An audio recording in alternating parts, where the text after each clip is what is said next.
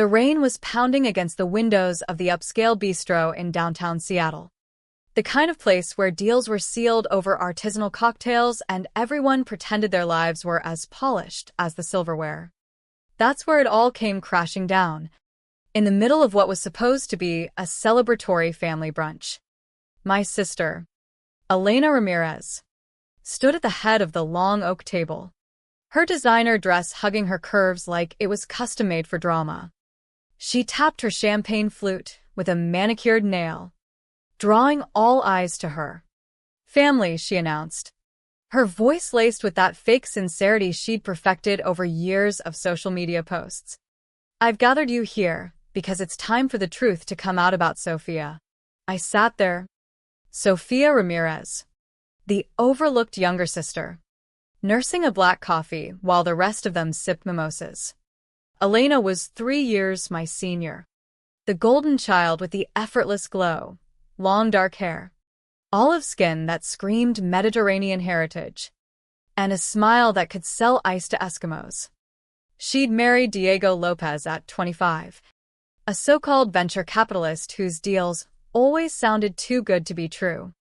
They lived in a sprawling mansion in Bellevue, drove Teslas, and jetted off to places like Bali and Aspen, documenting every lavish moment for her 52,000 Instagram followers. Elena called herself a wellness curator, posting about organic skincare routines and mindful living. But really, it was all about projecting perfection. Me? I was the shadow. Quiet. Analytical. The one who buried herself in code and data. I'd gone to a public university, while Elena attended a fancy private college on partial scholarships and parental handouts. At family gatherings, she'd dominate the conversation with tales of her latest retreat or brand collaboration, while I'd get the obligatory nod. "Sofia's still tinkering with computers or something." No one pressed for details. I worked in AI ethics, I'd say vaguely, and that was enough to glaze their eyes over. But the truth? I'd founded Neural Integrity 5 years ago with my grad school buddy, Alex Chun. We specialized in AI systems that detected deepfakes and algorithmic biases, helping news outlets, law firms, and even federal agencies combat misinformation. Our tech had caught on fast, first with a pilot for CNN, then contracts with the FBI's cyber division and major tech companies like Google.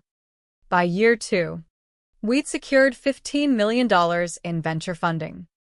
3 years in, a Silicon Valley giant acquired us for $210 million. I kept 40% equity and CEO reins, pocketing $84 million upfront. My salary now? $550,000 base, plus bonuses pushing it to 7 figures. Net worth, around $142 million. I consulted for congressional hearings on AI regulation, but I turned down every profile piece from Wired or the New York Times. Why hide it? Because Elena had turned our sibling bond into a battlefield since we were kids. She craved the spotlight, the validation, The envy. If I shone, she'd dim it, spreading rumors in high school that I cheated on tests, downplaying my achievements at every turn. I wanted to see if she could care about me without the threat of competition. Turns out, she couldn't. So I lived simply, a cozy condo in Capitol Hill, a reliable Honda Civic, jeans and hoodies.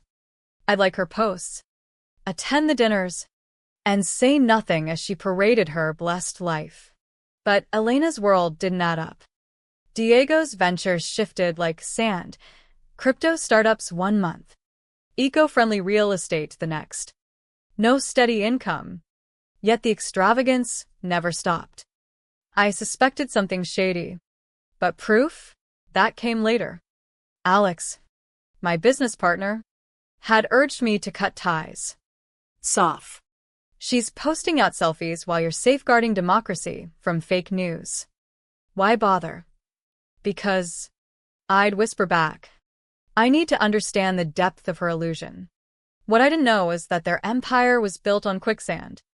Diego ran affinity scams, targeting Elena's followers and family friends with exclusive investment opportunities. Glossy pitch decks promise 30% returns on sustainable tech or luxury condos. Investors wired money, $7.2 million from 58 people over 4 years. But most went straight to their pockets. The mansion mortgage? Private jets. Elena's endless wardrobe. Fake reports showed profits. Early withdrawals came from new suckers. A textbook Ponzi. Wrapped in influencer glamour. Elena wasn't innocent. She was the lure. Her posts screaming, "Look how rich we are. Join the club." The crack came last spring when a victim, Maria Gonzalez, a widowed teacher, demanded her $120,000 back for her son's surgery. Diego delayed, then ghosted. Maria hired an auditor, who spotted the fakes immediately. She alerted the FTC and IRS. Panic hit Elena and Diego hard. They needed a diversion, a villain to paint as the real deceiver. Me. That brunch? Elena's stage. The family was all there, mom and dad, Tia Rosa and Tio Carlos, cousins, even Abuela. Elena, fashionably late, swept in like a queen. "Sophia's been hiding things," she declared after her toast. "Her job, her money, she acts poor. But I think she's loaded and judging us all." Mom gasped. "Elena." "What?" "I hired a PI." Elena beamed. "Lena Investigations. Run by Carla Vega. She's dug into everything." Today, We expose the truth. Carla, mid-40s, sharp suit, approached from a corner table, laptop in hand. MS. Ramirez hired me for a full background on Sophia. But thorough work means checking connections. Elena nodded eagerly. "Just tell us about her success." Carla opened her files, projecting onto a portable screen. The room hushed. Sophia Ramirez, BS in Computer Science, MS in AI from UC Berkeley.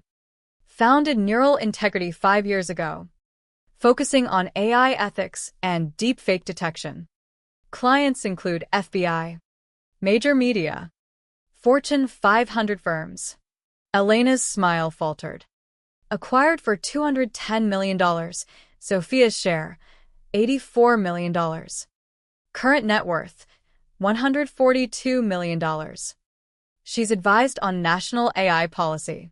Jaws dropped. Abuela crossed herself. Elena's voice cracked. "You've been lying." "No," I said calmly. "I told you I work in AI. You never asked more. You let us think you were struggling. I let you show your true colors." Diego interrupted, sweating. "Is that all?" Carla's eyes hardened. no. Family financial patterns revealed issues.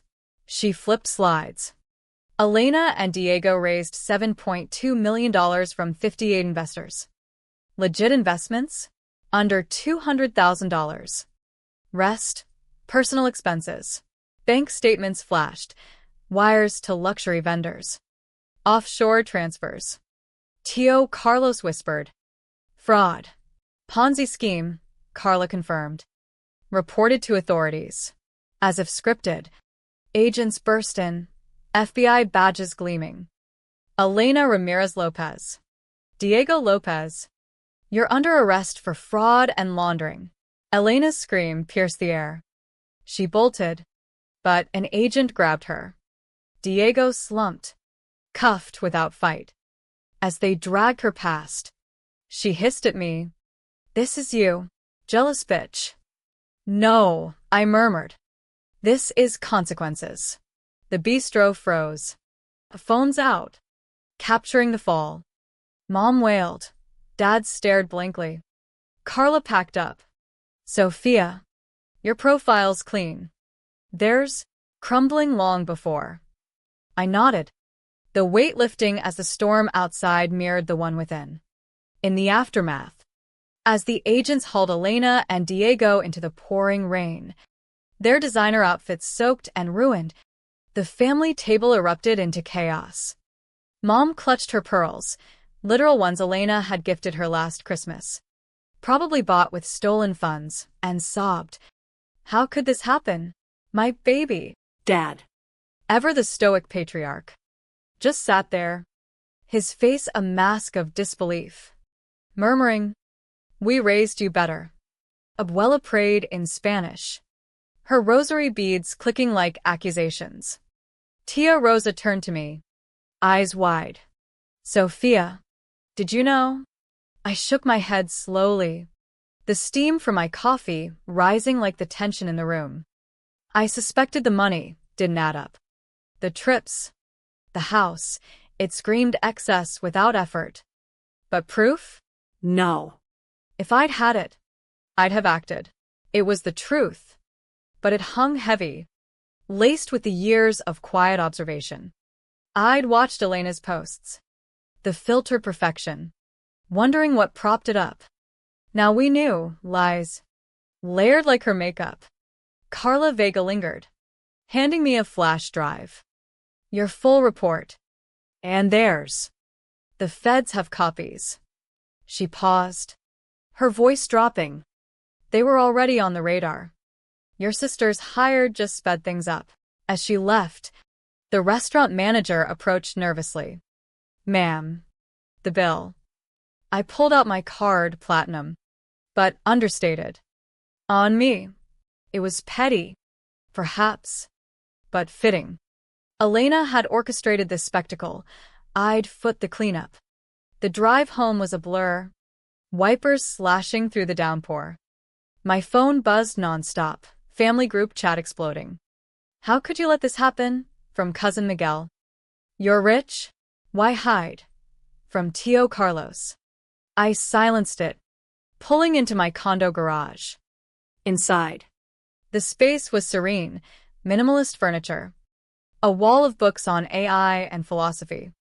No flashy art. Alex called immediately. Soph. I saw the news alerts. "Arrest at a brunch? Your family?" I recounted it. Voice steady, but heart racing. Elena's PI uncovered her own mess. He laughed bitterly. "Karma's algorithm is flawless." "You okay?" Relieved. The mask is off. But relief was fleeting. The next days blurred into interrogations, not just by feds, who cleared me quickly, but by family. Mom showed up at my door unannounced. Eyes red. "Sophia, Mi hija. you have to help." Bail. "Lawyers, you can afford it." I let her in, brewing tea. "Mom, they committed crimes. Stole from people like Maria Gonzalez, who lost everything." She waved it away. "Elena's your sister. Blood. Blood doesn't excuse fraud." She left in tears, accusing me of coldness. The media frenzy hit hard. Local news dubbed it "Influencers Fall from Grace." Elena's Instagram, once a shrine to luxury, became a graveyard of deleted posts and victim comments. "You funded your Bali trip with my retirement." Followers dropped like flies. Diego's LinkedIn vanished. I stayed low, but leaks about my success trickled out. Tech mogul's sister kept quiet. Reporters camped outside my building. I worked from home, fortifying neural integrity systems against the ironic influx of deepfake threats about our family. Elena's first letter came a week later, from pretrial detention. Soph. I'm scared. "This place is hell. Please, use your money. Get me out." I'm sorry for the PI, it was stupid. But family forgives. Right? I read it twice. The manipulation dripping like the rain that day. No real remorse. Just please. I filed it away, unanswered. The victims' stories emerged, each a gut punch. Maria, the teacher, spoke to reporters. I trusted Elena's glow-up life. Invested my savings. Now, nothing for my boy's future. A young couple, the Patels, lost $90,000 meant for a home. Retirees like Mr. Harlan, who dreamed of travel, now scraping by. 58 lives shattered for selfies and status. I met with a few privately, arranged through Carla. I'm sorry, I told them in a quiet cafe. I didn't know, but that doesn't erase the pain. Mr. Harlan nodded. Your sister's charm was her weapon. But you? You seem real. It was small comfort, but necessary. Meanwhile, neural integrity thrived amid the irony. Our deepfake detection caught fabricated videos of Elena confessing online, trolls capitalizing on the scandal. We expanded, hiring 20 more engineers, securing a $32 million DoD contract for election security. Alex joked, "Your family's mess is our best ad." But privately, the emotional toll built. Nights, I'd stare at old photos, Elena and me as kids, laughing in piñatas at birthdays. Where did it sour? Her need for applause. My preference for quiet wins? The build-up was slow.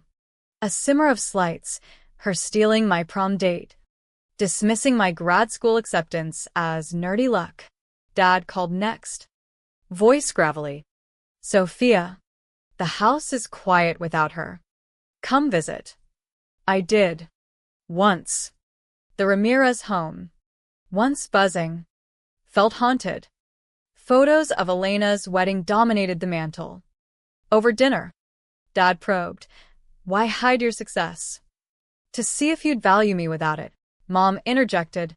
"We always did. But Elena." She shone. "She faked it," I said softly. "And you praised the fake." The silence stretched, a pause heavy with unspoken regrets. I left early, the divide widening. As pretrial dragged, Elena and Diego's defense crumbled. Evidence mounted, emails promising impossible returns, bank records tracing funds to personal splurges. Their lawyers pushed for pleas. Elena resisted at first, claiming misunderstandings, but reality bit. Guilty on 18 counts each: fraud, laundering. Sentencing loomed. The explosion Elena had ignited now consuming her. The courtroom in the federal building downtown was stark. Fluorescent lights casting harsh shadows that made everyone look guilty. Elena sat at the defense table, her once vibrant hair dull under the glare. Orange jumpsuit replacing her couture. Diego beside her, hollow-eyed. The charisma that lured investors evaporated. The gallery was packed, victims in the front rows. Faces etched with quiet fury, families scattered behind. Mom dabbing tears. Dad stone-faced. I sat in the back, anonymous in a simple blouse, watching the culmination of years of deception. The judge, a no-nonsense woman with wire-rimmed glasses, reviewed the pleas. MS. Ramirez Lopez.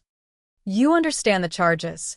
Elena's voice, once commanding audiences, trembled. Yes, Your Honor. Guilty. The word hung, a detonation after the slow burn of her schemes. The prosecutor laid it out, $7.2 million siphoned. Lives ruined, all to fuel a facade. Victim impact statements followed. Maria Gonzalez's voice broke as she described selling her car to cover bills. She smiled in her posts while stealing my dreams. Elena's turn for allocution. She stood, eyes scanning the room, landing on me briefly, a flash of accusation. I made mistakes, she whispered, building to a sob. I wanted to provide, to inspire. But pressure. It snowballed. I'm sorry. No mention of the PI. The jealousy. The deliberate lies. The judge wasn't moved. This wasn't a mistake, it was a system. 12 years. MS. Ramirez Lopez. Full restitution. Diego got 14. His offshore stashes adding time. Gavel down. Explosion complete. They led her away. Elena twisting for one last look at Mom, who collapsed weeping. Outside. Rain again, Seattle's constant companion. Victims clustered. Some hugging. Relief palpable. Maria approached me hesitantly. Thank you for not fighting this. It wasn't mine to fight, I replied. She nodded. A small smile. Your work in AI, it's important. Real change. Home felt emptier that night. The family rift deepened. Calls from relatives accused me of betrayal. You could pay the restitution. Cousin Anna texted. Save her. But enabling? No. I'd built neural integrity on integrity, detecting fakes, exposing biases. Applying that to family meant boundaries, hard as they were. Elena's letters intensified from prison. Soft. The food's awful. The noise endless.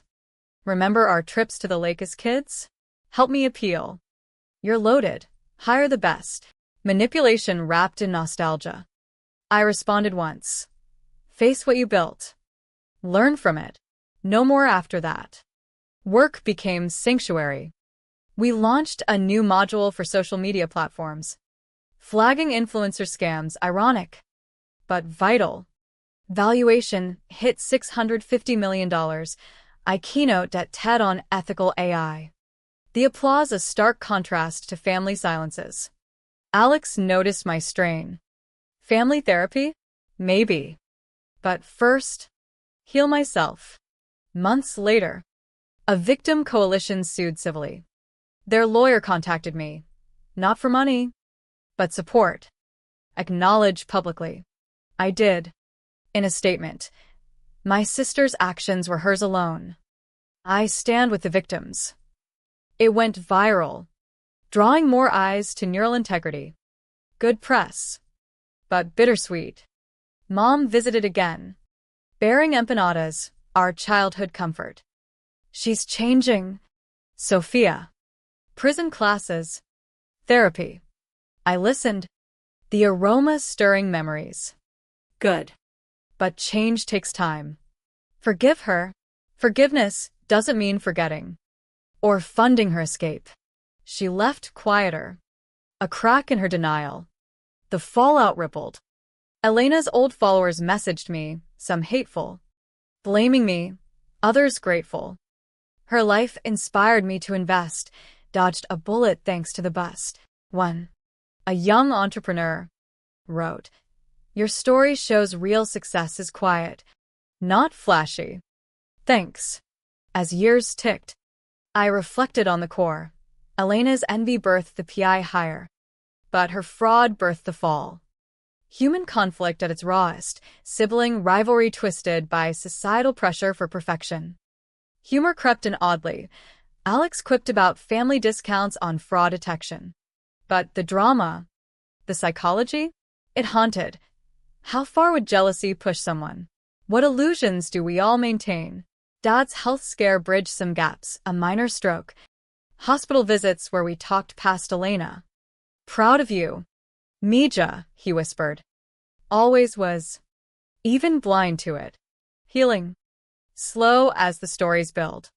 2 years into Elena's sentence, the federal prison in Oregon felt worlds away from Seattle's tech buzz. I'd avoided visits. But Mom's pleas wore me down. Just once. For me. The drive south was contemplative. Highways blurring like code lines. At the facility, security checks stripped illusions, no phones. No pretense. Elena appeared behind glass. Thinner. Makeup free. But eyes still sharp. Soft, she breathed. Picking up the phone. You came. Her voice cracked. A genuine fracture. We talked surface. Weather. Mom's health. Then deeper. Why the PI? I asked quietly. She sighed. Gaze dropping. Jealousy. Your quiet confidence bugged me. Thought exposing you would. Elevate me. Pause. Stupid. And the fraud. Started small. Diego's idea. But I sold it. Liked the rush. The likes. Tears welled. Ruined everything. The conversation built. Emotions damming then bursting. "Help me get out early," she pleaded. "No," I said firmly. "But I'll send books. On ethics. Business." She nodded. A spark of something real. Leaving. Relief mixed with sorrow, the explosion's echoes lingering. Back in Seattle. Neural Integrity hit milestones. $800 million valuation. International offices. I dated sporadically. A software engineer named Liam who appreciated my undercover mogul vibe. Humor lightened the drama. We'd laugh at old Elena posts. Her filter game was pro, he'd say. But love? Cautious. Scarred by betrayal. Family gatherings shifted, smaller. Tense. At Thanksgiving, Tia Rosa toasted me to real success. Mom mentioned Elena's progress. She's in a program. Remorseful. Dad nodded. We failed you both. Favoring Flash. The admission hung. A quiet boom. Victims updated me. Maria's son got scholarships. Others rebuilt via support groups. I funded an anti-fraud nonprofit anonymously. $10 million for education. Detection tools. Not restitution, but prevention. Ethical echoes of my work. Elena's letters evolved. Less begging. More reflection. Reading about cognitive biases. See my mistakes now. Progress? Maybe. I responded sparingly. Encouraging growth. A scandal mimic hit the news, an influencer Ponzi. Our AI flagged it early. Aiding arrests. Pride swelled. My hidden life now protected others from Elena-like traps. Social psychology fascinated me more. Books on envy. Facades. Therapy helped unpack. Your silence was armor, the counselor said. Now, claim your light.